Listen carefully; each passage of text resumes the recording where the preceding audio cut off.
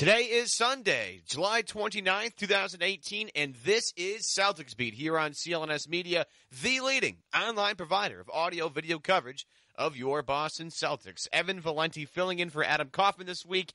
Episode 273, featuring Celtics Blog's Andrew Doxy, is brought to you by Hims. My listeners get a special trial month of Hims for just $5 by going to 4hims.com/Celtics.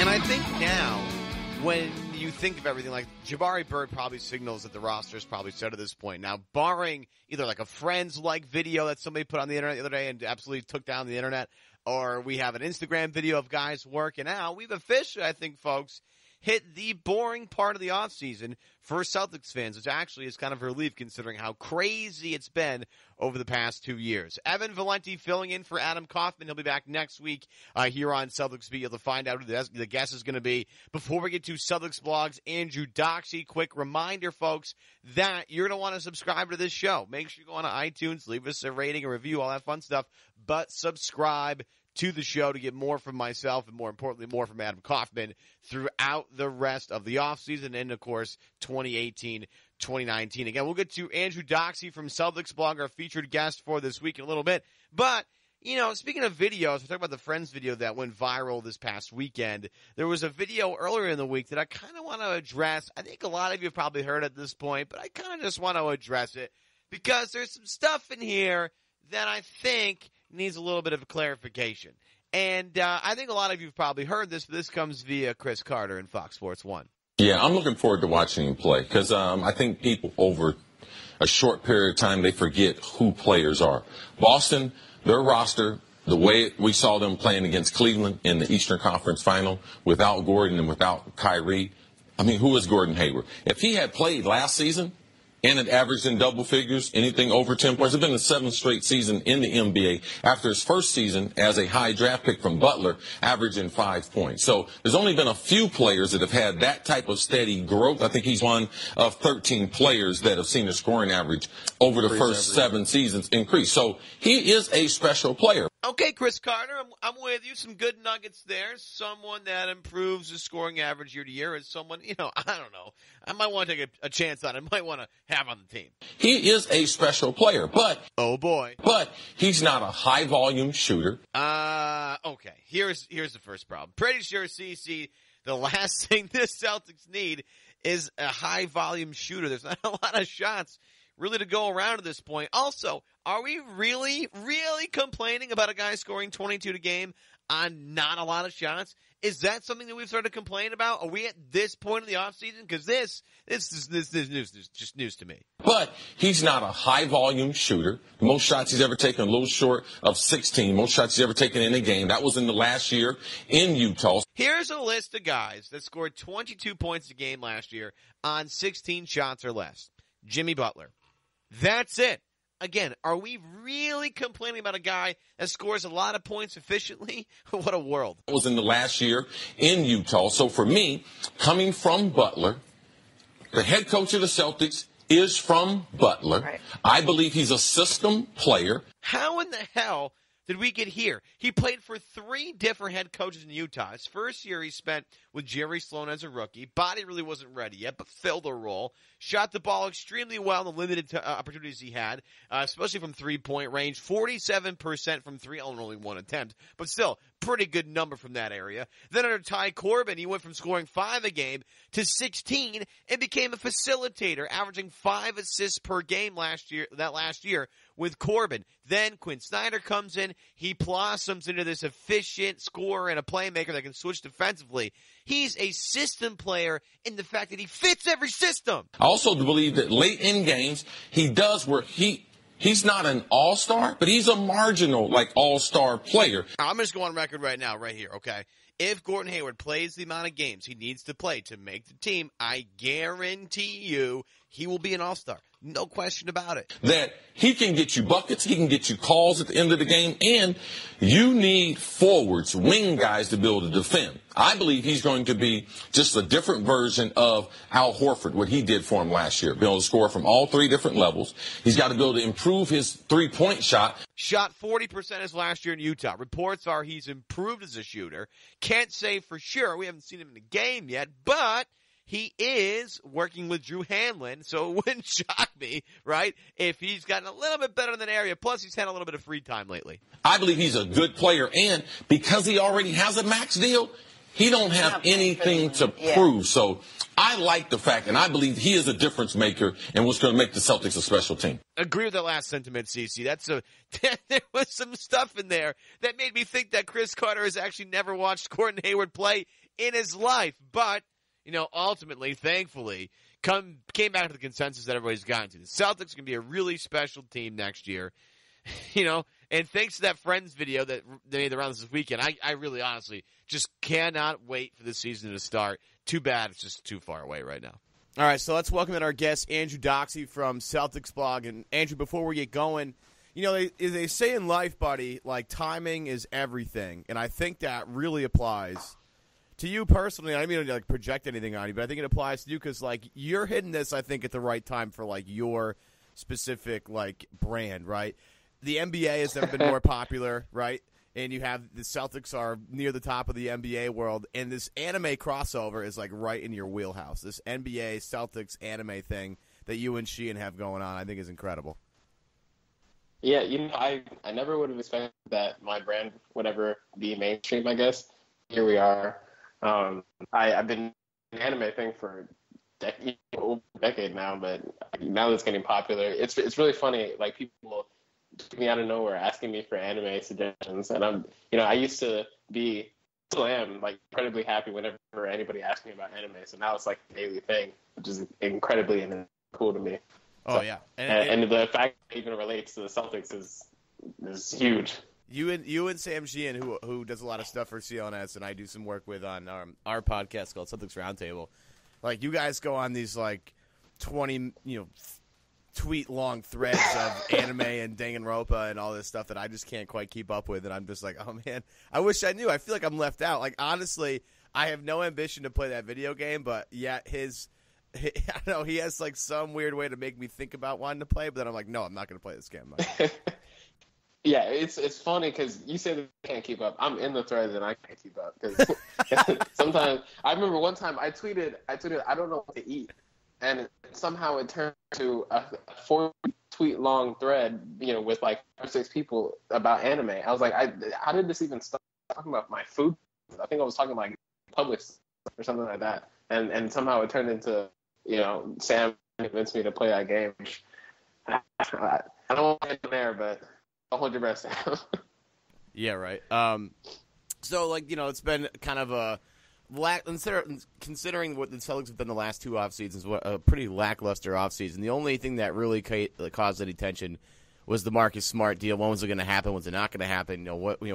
Danny wasn't communicating at all. But some of the stuff that's come out recently from the off season, the number one thing I think that a lot of people attached themselves to is when Woj dropped in the middle of nowhere this bomb about how Isaiah had called Danny Ainge, at some point during the offseason and said, hey, or texted him, is there any interest in bringing me back to Boston? And, obviously everybody, I think, still has somewhat of a soft spot, for Isaiah and what he went through and what he gave to the franchise. But in your mind, Andrew, what would you need the Celtics roster to look like to bring Isaiah back? Because obviously with Rozier and Kyrie and Jalen and Smart and even Jabari, there's just too many guards, too many guys for Isaiah to get really any playing time to be effective, I think. We would have had here, I think, and at that point I would have been fine with things going back. But with Terry and Marcus on the roster and Kyrie, like you said, I wouldn't have been a fan of him. Just because it kind of complicates things for no reason. At the same time, even after trading Rozier, I don't think that would have panned out in the way that a lot of Celtics fans would think. Because, I'm not saying that Isaiah is a very extremely proud person to the point of detriment. But I know that, based on 2 years ago, he would have been upset being on the bench in the fourth quarter. But basically, we have our 5 best players in our starting lineup, and usually that's what's going to be our closing lineup without, with or without Marcus Smart, because winning plays like that. But I don't see a spot for Isaiah Thomas in crunch time, which I'm sure would get on his nerves as the season would wear on. Now in Denver, he has the opportunity to step in. The situation demands it on the stretch in late in games. So I think that's a much better fit for him. But even if we traded Rozier, I don't see it getting on the floor at crunch time, especially against elite teams. Even without IT there, like there's obviously going to be some ruffled feathers maybe at the end of games in crunch time where there's only so much ball that can go around, right? There's Kyrie obviously dominates the ball a lot, and the way Tatum has emerged, he's going to need the ball a little bit, right? And with Hayward and with Brown, and there's Marcus Smart and Rozier off the bench, and like where does Al Horford's shot come from? So even with is this a problem for you? Like I've tried to figure out if this is really bothering me yet to the point where like Boston has too many good players that they might need to get rid of a guy just to balance out everything a little bit more. But when it comes back to it, you look at Golden State and you're like, well, you just need as many horses as humanly possible to beat that team. So even if there, quote unquote, isn't enough ball to go around, the more firepower you have, the better off you are against Golden State because you have to try and keep up with their offense, and their offense is impossible. Yeah, I think, it's certainly a good problem to have. You'd rather have too many good players as opposed to, no talent. But I also think that it could be a worse problem with a different group of guys because, ego plays into it, attitude and all that. But from what I've seen from this past season and the guys that we have on the roster and how they've approached, the whole situation that, with this team since it was built last August, it looks like everybody's buying into the fact that they just want to win a championship, which, that's what you want out of a team with so much talent. So hopefully we won't run into too many issues with character and, ego and things like that. I think as opposed to for the majority of last season, we kind of had a set closing lineup. I think this year we might just have to go with not having a set closing lineup and just go with whoever's hot. So one night it might be Kyrie, Brown, Tatum, Hayward, and Horford. Another night it might be Kyrie, Smart, Brown, Mook, and Horford. I think Horford and Kyrie are probably going to be the only 2 set guys in the closing lineup, and maybe Hayward too. I just think that we're probably going to stick with whatever is working. Because that way, you can manage egos as the season goes on. You could say, hey, you were in the closing lineup 3 games ago, and, things like that. So I think that just might be the direction that Brad goes in. Well, you think about what I liked about this team last year was how multiple they were, meaning they could, roll out a starting 5 against one team and then a different starting 5 against another team and have success against both of those teams. And as you look towards, this ever-changing NBA landscape where guys are moving around all the time, having guys that are versatile is becoming more important. Like even with Jabari Bird, like I made this point the other day on a different podcast. Like with Jabari Bird, like why? Like first off, Jabari Bird is better for the Celtics because he's way more memeable than Abdul Nader ever was, which is very important, right? But objectively, that's the most important. Yes, thing. Absolutely, right. We don't care about your on the court things. We want to see if we can meme you off the court. Like my buddy Lucky's Pipe did a great Animorphs thing with Jabari Bird turning into like an eagle, which I think was really great.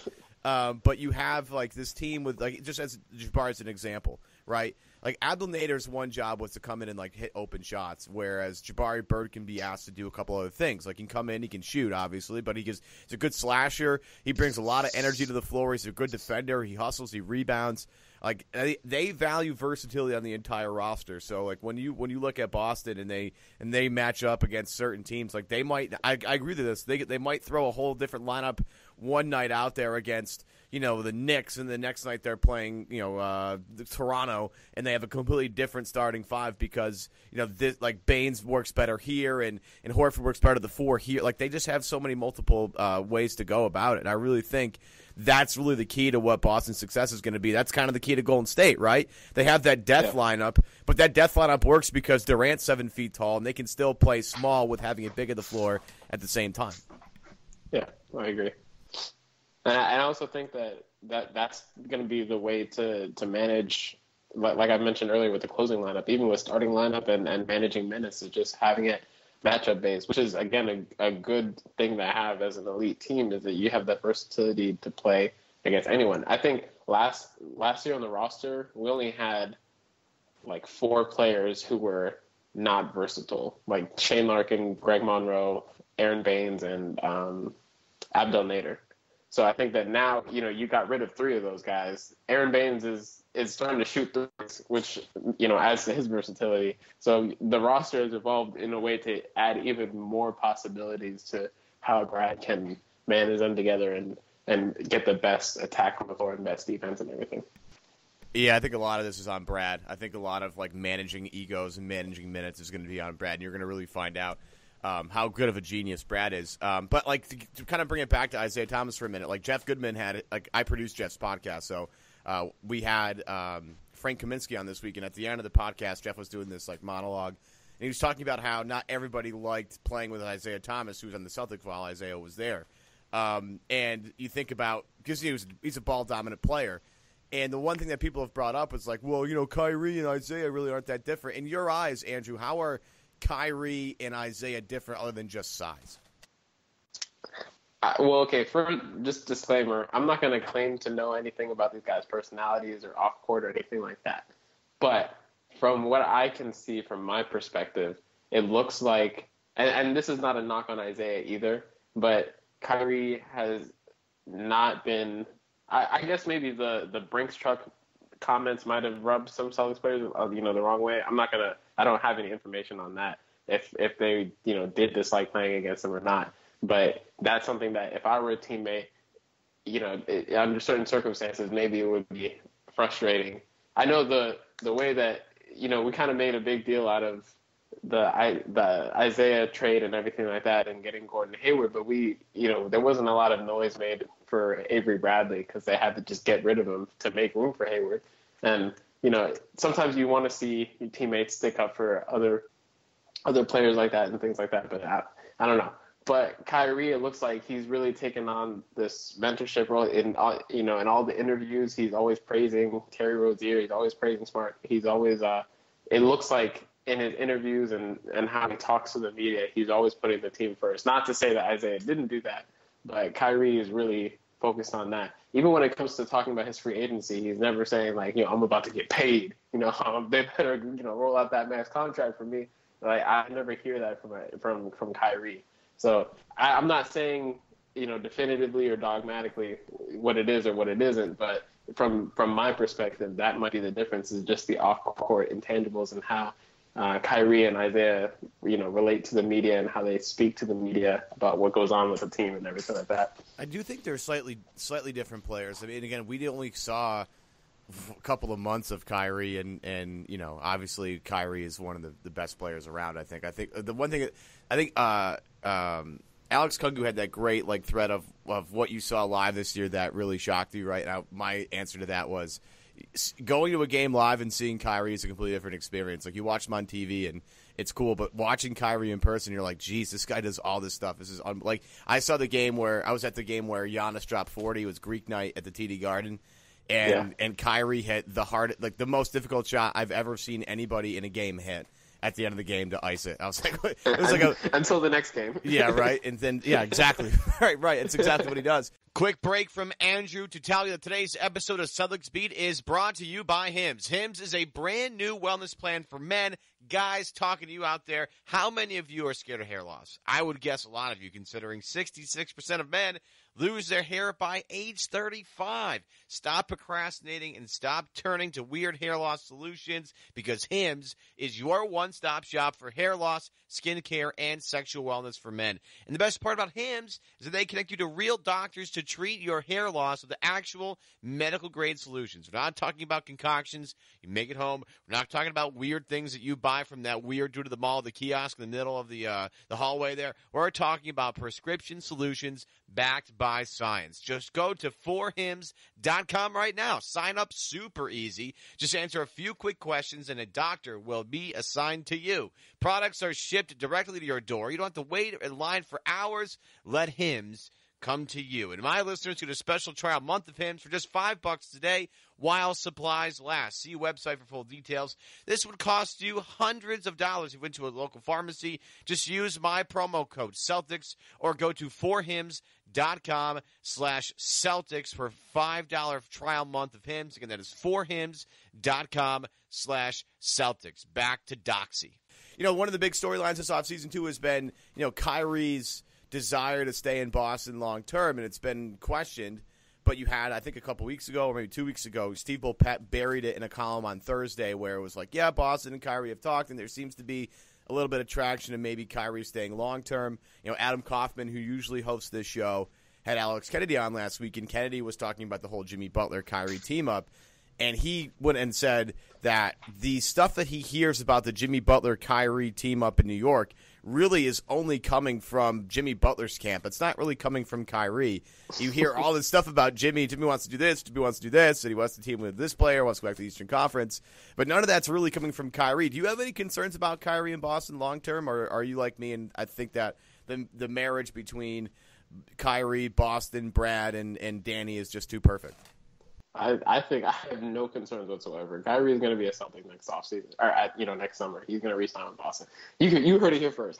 But on a serious note, I don't. There's nothing about these reports that makes enough sense for me to go hey, maybe that's it. And of course, NBA offseason, anything could happen. A lot of nonsensical things have happened before, but not to the sense Kyrie left a championship contender in Cleveland, but for a number of other reasons besides the fact that they were championship contenders. There were a number of off-court reasons, and he alluded to such in all of the interviews after the trade, where it's not about just the product on the court, right? But he also says that he wants to win. So why would he leave a situation where the off-court stuff is to his satisfaction, and they have a championship contending team for the foreseeable future? Because, at least even with Cleveland, if you just look at the basketball aspect, Kyrie and, everybody knew that LeBron was leaving. I mean, not for sure, but that was a very large possibility. And as soon as LeBron leaves, that team is not a championship contender. So even just from a purely basketball standpoint, there wasn't a lot of longevity in being a championship contender in Cleveland. He comes to Boston.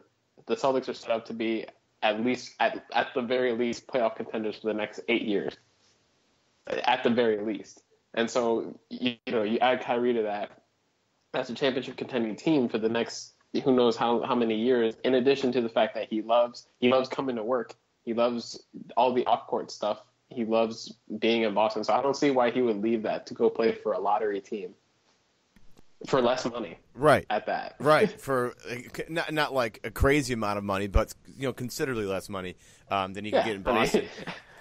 Double-digit millions is still a lot of money. Yeah, even for a millionaire. I can't even fathom saying the contract that Kawhi just turned down from the supermax that he could have gotten from San Antonio. That's I can't imagine saying no to that, but Kawhi basically just did. So, but to get back to Kyrie, Jeff Goodman had David Griffin on, and the one thing that I don't think gets a lot of mention when it comes to is Kyrie staying in Boston is Griff was talking about when LeBron came back to Cleveland that summer, when they didn't know that he was coming back to Cleveland, but they planned on if it were possible that he was on their board. Obviously, he's on everybody's board, but they had obviously a plan C, a plan B, a plan D, F, G, whatever. And one of they let Kyrie go out and kind of lead the recruiting pitch to bring guys to Cleveland. I think Gordon Hayward was one of the guys that Kyrie targeted that offseason to bring to Cleveland. And then all of a sudden, the rug gets kind of pulled out underneath him because LeBron's like, oh, I want to come back. And now Kyrie went from having a voice in how this team works and functions to not having one at all whatsoever, because when LeBron comes, you do what LeBron says because he's the best player in the world. So, I think another thing that's not getting factored into this is, and I don't know if he would have this in quote-unquote New York or wherever the hell him and Jimmy Butler would want to go.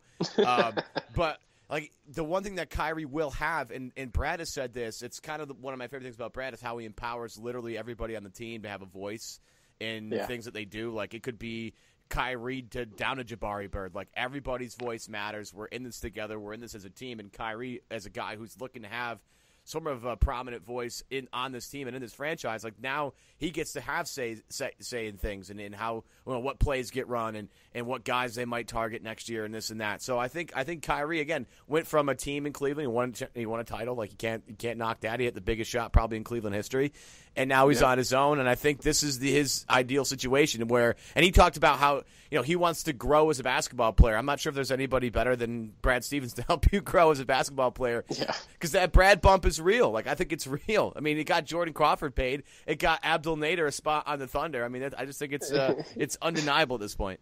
And the reverse is true. The Brad Stevens cliff that people dive off of when they leave the Celtics.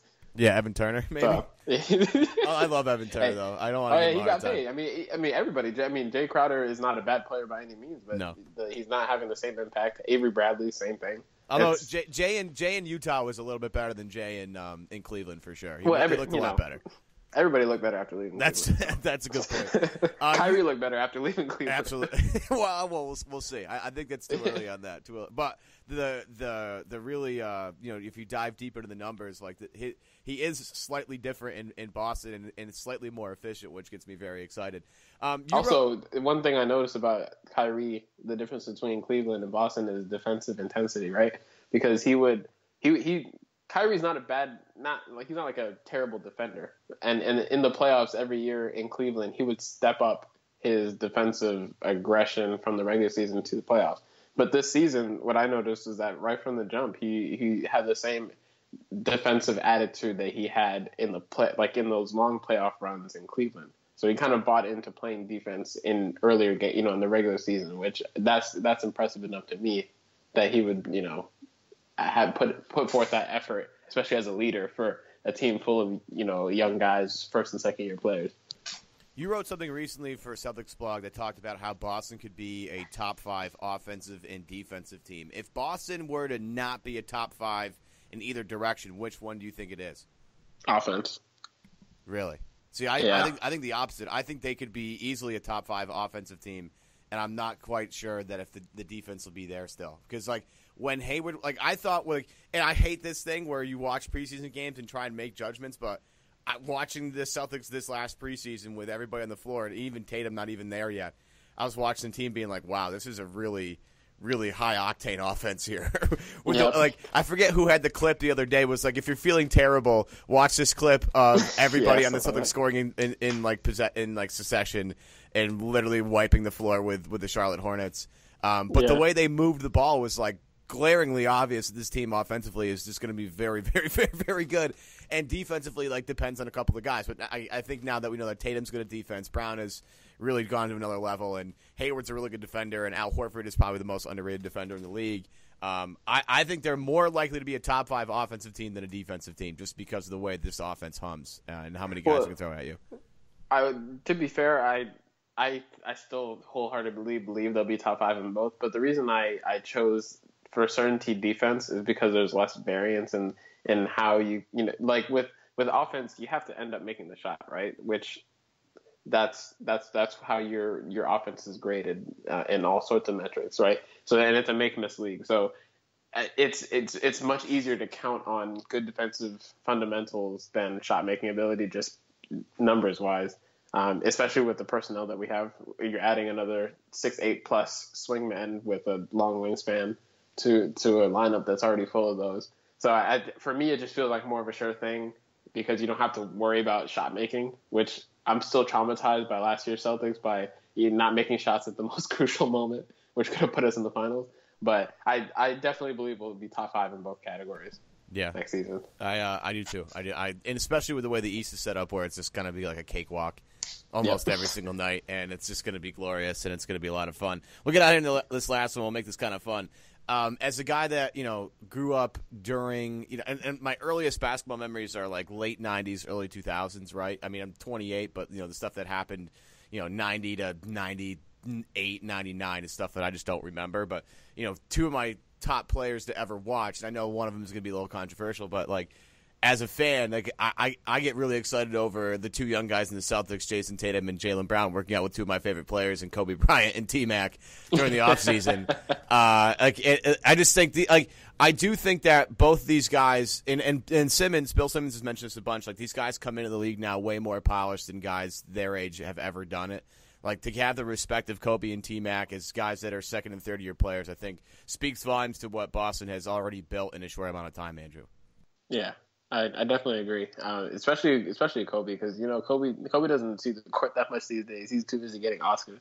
So for Jason Tatum to even get his attention and to set up workouts with him and kind of take on a mentor role, which even for the Celtics purists, that's kind of gross, but it's cool to see from an NBA fan perspective, seeing Jason Tatum, working with, and that's the thing. Like, I know as Celtics fans, we like to discount Kobe generally just because that's how it works. But in the end, Kobe was a really great player. No matter what gripes you have with his passing or field goal percentage or whatever, he ended up he's a great player. He's an all timer. So if Jason Tatum, if that was what he reached as a player, then it's hard to complain at any point about Jason Tatum's career on the court. On the court. I made the joke that Kobe Bryant was getting women respecting lessons from Tatum in that little meetup there. Yeah, it wasn't. They only did it on the court just for looks, but really he was teaching him how to respect single mothers. Exactly. What's funny about Kobe though is somebody showed him that Jason Tatum Kobe mashup, and he was like, "Why the hell didn't the Lakers draft this kid?" Which I love, think, obviously. Right. They were locked in on Lonzo though. LeVar spoken into existence. It's been the year of speaking into existence from LeVar Ball all the way to the Riffs man with Robert Williams. I will say though, LeVar Ball did mess up with LiAngelo. He did try to speak that one, but the Riffs man is undefeated. Yeah, still as we've seen. He got Croatia into the final of the World Cup. I can't wait to see what he has in store for us this year. Andrew Doxy from Celtics Blog. Appreciate the time, man. Where can we find you on Twitter, on the internet, on Celtics Blog, all that stuff? You can find me at Celtics Blog. You can also get me on Twitter on Paradoxy11, Paradoxy11. Thanks for having me, man. I really appreciate the time. Yeah, great stuff, buddy. We'll talk to you soon. Yep, for sure. And that will do it for this episode of Celtics Beat here on CLNS Media. Again, a big shout out to my guest for today, for this episode, Andrew Doxy of Celtics Blog. I want to thank you guys out there for listening to this show. Again, make sure you subscribe to the show on iTunes and on Stitcher. Leave us a rating and a review. Helps us out a lot with feedback, trying to make the show better. Again, Adam Kaufman will be back next week with another great guest. Not sure who it is, but I guarantee it's going to be a great show. Again, shout out to Nick Gelso, our CEO, Larry H. Russell, John, everybody that's involved with this show. Thank you so much for helping me out. Again, thanks to you guys at home listening, wherever you're listening. Gino, get out of here.